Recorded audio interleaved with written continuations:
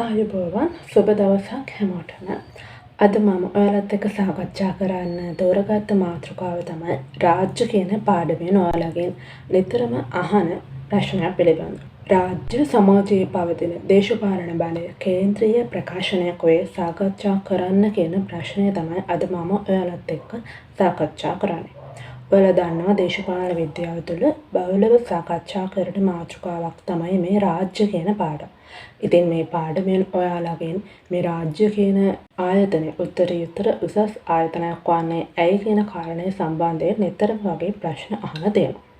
අපි බලමු අද කොහොමද මේ රාජ්‍ය කියන ආයතනය දේශපාලන බලය කේන්ද්‍රීය ප්‍රකාශනය වෙන්නේ වගේම උත්තරීතර උසස් ආයතනයක් වෙන්නේ මොන සාධක ඔස්සේද කියලා අද මේ වීඩියෝ එක තුළින් ඔයාලට දැනගන්න පුළුවන්.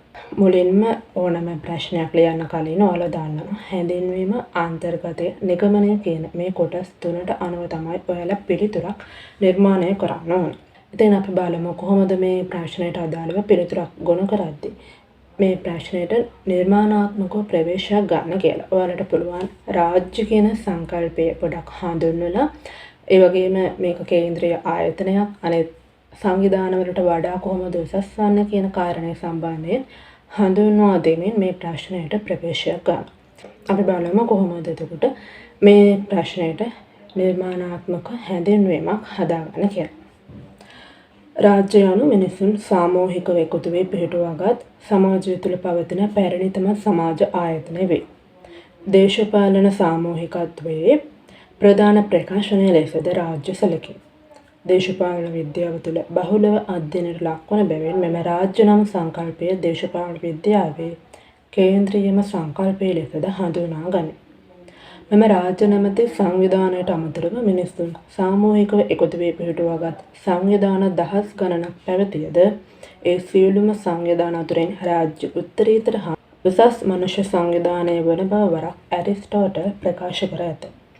මෙලෙස රාජ්‍ය උසස් සමාජ ආයතනයක් බවට පත්වන්නේ එහි ඇති දේශපාලන බලය හේතුවෙනි. එසේනම් අප මෙහිදී මෙම රාජ්‍ය නම් සංවිධානය දේශපාලන බලය කේන්ද්‍රීය මූලාශ්‍රය බවට පත්වන්නේ කෙසේද යන පිළිබඳ විමසා බලමු. ඉතින් මේ විදිහට පුළුවන් ඔයාලට කෙටියෙන් මොකක් සම්බන්ධයෙන්ද කතා කරන්න කියන කාරණය පිළිබඳ ප්‍රවේශයක් මේ ප්‍රශ්නයට අදාළව ලබා දෙන්න. ඒක ඔයාලගේ අදහස් වලින් ලියන්න පුළුවන් නම් ගොඩක් හොඳයි. අපි දැන් අන්තර්ගතයට ඇතුළත් විය යුතු කරුණු මොනවද කියලා බලමු. රාජ්‍ය කියන ආයතනයේ සුවිශේෂත්වය පිළිබඳ අවධානය යොමු කරමින් ඔයාලට පුළුවන් මේ අන්තර්ගතයට කරුණු ඇතුළත් කරන්න. සමාජ ආයතනයක් ලෙසගත් කල රාජ්‍ය කලේ සුවිශේෂී සමාජ ආයතනයකි. සෑම සමාජයකම එහි සමාජිකයන් පාලනය කිරීම උදෙසා විවිධ දේශපාලන ආයතන බිහි කරගෙන තිබේ. පාර්ලිමේන්තුව, කැබිනට් මණ්ඩලය, රාජ්‍ය පරිපාලනය හා නිලධර තන්ත්‍රය, පොලිසිය හා සන්නද්ධ හමුදා, පළාත් පාලන ආයතන ඒ අතර වේ. මෙම ආයතන සමාජයේ පාලනය කිරීම දෙසා නීති සම්පාදනය, නීති ක්‍රියාත්මක කිරීම, යුක්තිය පසඳලීම, තීරණ ගැනීම හා ක්‍රියාත්මක කිරීම, පුරවැසියන් කීකරු කිරීම, පුරවැසි සුබ සාධනය ආදී කාර්යයන් කළ යුතුව තිබේ. මෙම ඉහතකේ ආකාරයේ ආයතන ඉටු කරන කාර්යයන් දේශපාලන විද්‍යාවේ තුළ හඳුන්වන්නේ නීති සම්පාදක, විධායක, අධිකරණ, පරිපාලන හා ආරක්ෂක යන කාර්යයන් ලෙසයි. මෙම කාර්යයන් ඉටු කිරීමට විවිධ ආණ්ඩු කරන ආයතනද සමාජය තුළ පවතින අතර එකේ ආණ්ඩු කරන ආයතනවල සමස්තය විසින් තවත් විශාල ආයතනයක් බිහි කරගනු. ඒ හඳුන්වන්නේ රාජ්‍ය යනුවෙන්. මේ අනුව ආණ්ඩු කරන ආයතනවල අවසාන ඓක්‍ය රාජ්‍ය ලෙස පෙන්වා දිය හැකිය. මෙහිදී ව්‍යවස්ථාදායක, විධායක, අධිකරණ, පරිපාලන ආයතන, ආරක්ෂක හමුදා යන මේවා රාජ්‍යයේ ආයතනික ශාඛා ලෙස සැලකේ. රාජ්‍යයට යටත් රාජ්‍ය පාලනය යුක්තව මේවා ක්‍රියාත්මක වේ. ඒ අනුව අපට පෙනී යන්නේ රාජ්‍ය කලේ සමස්ත සමාජය තුළ පවතින දේශපාලන බලයේ කේන්ද්‍රීය ආයතනය වන බවයි. ඒ වගේම ඉහත ආණ්ඩු කරන ආයතන තම කටයුතු සිදු කිරීම සඳහා අවශ්‍ය කරන බලය හා අධිකාරය සපයන මූලාශ්‍රයක් තියෙන්න ඕන. එසේ නොමැති මෙම ආයතන වලට පැවතීමට හෝ ක්‍රියාත්මක කිරීමට හැකියාවක් නැහැ. ඒ අනුව මේ ආණ්ඩු කරන ආයතන සිය අධිකාරී බලය ලබා ගන්නේ මෙන්න මේ රාජ්‍ය කියන සංවිධානය තුළින්. මොකද ආයතන රාජ්‍යයේම ආයතනික ශාඛාවන් වෙනවා. ඒවායින් ප්‍රකාශ වෙන්නේ රාජ්‍යයේ කැමැත්ත. මේ තුළින් අපිට ගම්‍යමාන වන්නේ රාජ්‍ය අනු සමාජීය දේශපාලන බලයේ කේන්ද්‍රීයම ආයතනය වන බවයි. ඒ වගේම මෙම ආණ්ඩු කරන ආයතන රාජ්‍ය වෙනුවෙන් නියෝජනය කරන සුවිශේෂ වූ බලයක් තියෙනවා. ඒක හඳුන්වනවා පරමාධිපත්‍ය බලය නැත්නම් ස්වාධිපත්‍ය බලය කියලා. පරමාධිපත්‍ය බලය කියන්නේ රාජ්‍යයට පමණක් හිමි බලයක්. සමාජයේ කිසිදු ආයතනයකට මෙම පරමාධිපත්‍ය බලය නැහැ. ප්‍රජාතන්ත්‍රවාදී න්‍යායට අනුව රාජ්‍යයේ පරමාධිපත්‍ය බලය යනු ජනතාව සතු බලය. එයින් ප්‍රකාශ වන්නේ මහජනතාවගේ කැමැත්ත හා අධිෂ්ඨානය. එය අනුව රාජ්‍ය කියන ජනතාවගේ පරමාධිපත්‍ය බලයේ අවසාන නියෝජිතයා වෙන. පුරවැසියන් ලෙස අප සියලු දෙනාම රාජ්‍යයේ පරමාධිපත්‍ය බලයට අවනත විය යුතු අතර සමාජයේ අන් සියලු පුද්ගලයන් හා ආයතනද රාජ්‍යයේ එම බලයට අවනත විය යුතුය. සාමාන්‍යයෙන් රාජ්‍ය සතු මේ බලය ප්‍රශ්න නොකරන අතර උල්ලංඝනය කිරීමටත් හැකියාවක් නැහැ. තම අභිප්‍රාය අනුව පුරවැසියන් හා සමාජ ආයතන අවනත කිරීමේ අධිකාරී බලය ආයතන හා පිරිස් බලය මේ රාජ්‍ය සතු වෙනවා.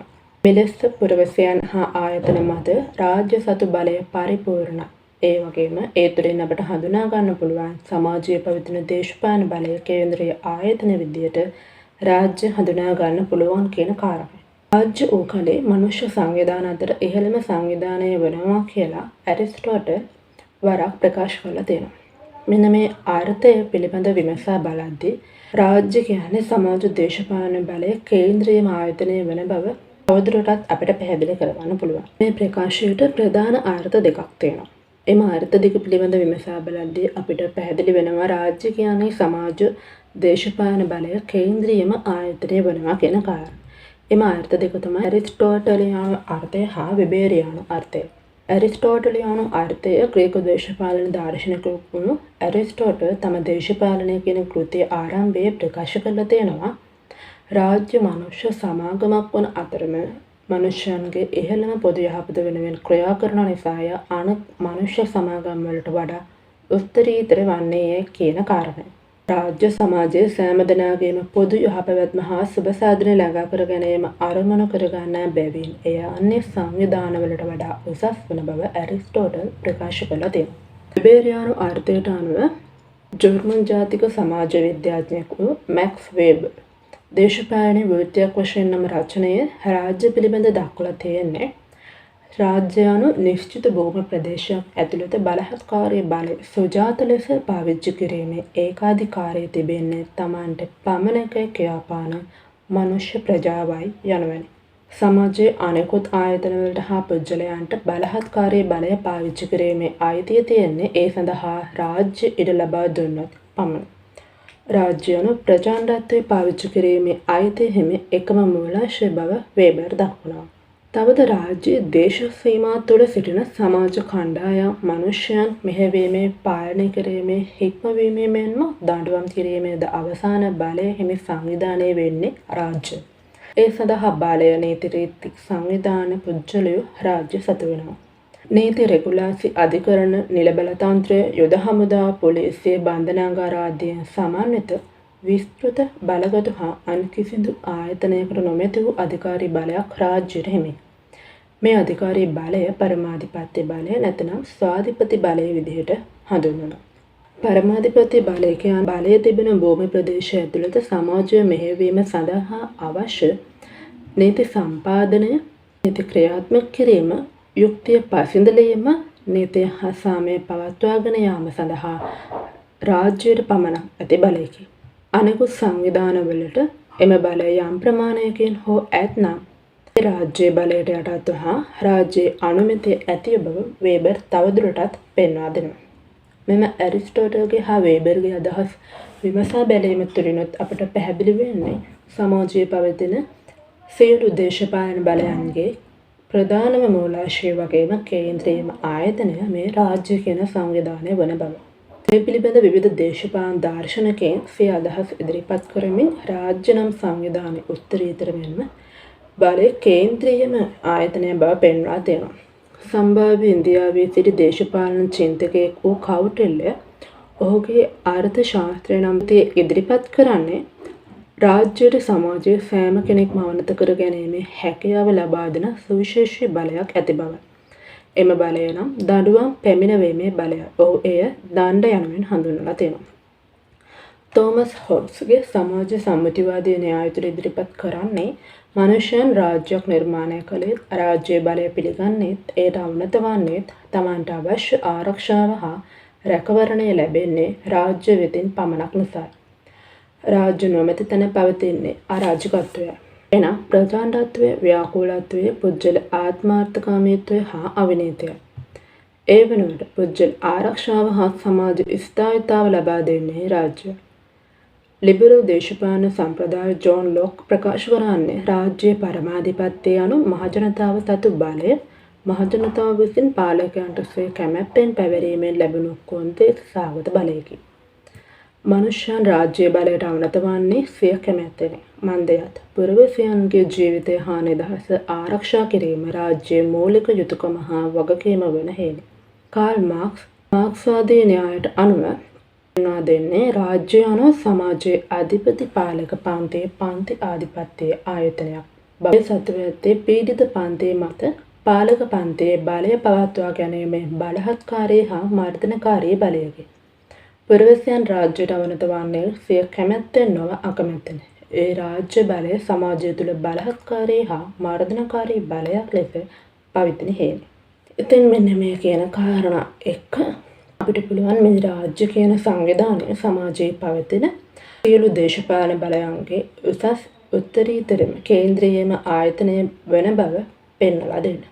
මේ කියන කාරණාවලට අමතරව ඔයාලට පුළුවන් තව කරුණු කාරණා ඇතුළත් කරමින් මේ ප්‍රශ්නයට නිවැරදිව පිළිතුරක් ගොනු කරලා ලියන්න. ඊළඟට අපි බලමු කොහොමද මේ ප්‍රශ්නය අවසන් කරන්නේ. නිකම්ම අපිට මේ ප්‍රශ්නය අවසන් කරන්න බෑ. ඒකට අදාළව නිගමනයක් අපි ලියන්න ඕන. ඒ නිගමනය මේ ලියපු සියලුම කරුණු අන්තර්ගත කරලා මේ සියලු කරුණු වලින් ගම්‍යමාන වන්නේ මොකක්ද කියන කාරණය ඔයාලට මේ නිගමනයේදී ඇතුළත් කරන්න පුළුවන්. මේ සියලු කරුණු වල සමස්තය සාරාංශයත් ඔයාලට මේ නිගමනයේ විදිහට දාලා එක හරවත් විදිහට ඉදිරිපත් කිරීමේ හැකියාව තියෙනවා. අපි බලමු එතකොට කොහොමද නිගමනය ලියන්න කියලා. මේ අනුව උක්ත කරුණු සියල්ල විමසා බැලීම තුළින් අපට සක්සුදක් සේ පැහැදිලි වන්නේ රාජ්‍ය වූ සමාජය තුළ පවතිනා වූ පරම වූත් උත්තරීතර වූත් සමාජ සංවිධානය වන බවයි. රාජ්‍ය සතුව විශාල බලයක් කේන්ද්‍රගත වී ඇති බවත් එම බලය ඇත්තේ රාජ්‍යයට පමණක් බවත් ඉහත සියලු කරුණු තුළින් පෙනී යයි. එවැනි බලයක් අන් කවර වූ හෝ ආයතනයකට සංවිධානයකට හෝ පුද්ගලයෙකුට හිමි නොවන බවත් යම්කිසි ආයතනයක් පුද්ගලයෙක් එම බලය ක්‍රියාවට නංවන්නේ නම් ඒ රාජ්‍ය අනුමැතිය සහිතව බවත් පැහැදිලි වේ.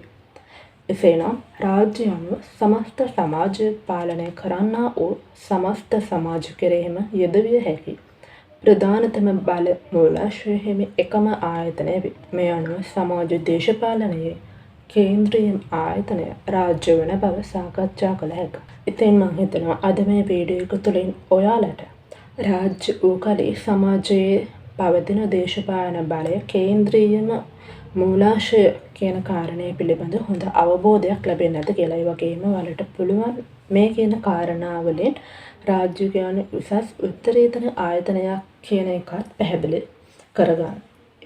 ඒ හා සම්බන්ධ ප්‍රශ්නයක් ඔයාලගෙන් ඇහුවත් ඔයාලට මේ දීලා තියෙන කරුණු වලින් ඒ ප්‍රශ්නයට පිළිතුරු ගොනු කර ගැනීමේ හැකියාව තියෙනවා. එහෙනම් අපි මේ වගේ තවත් වීඩියෝ එකකින් හමු වෙමු.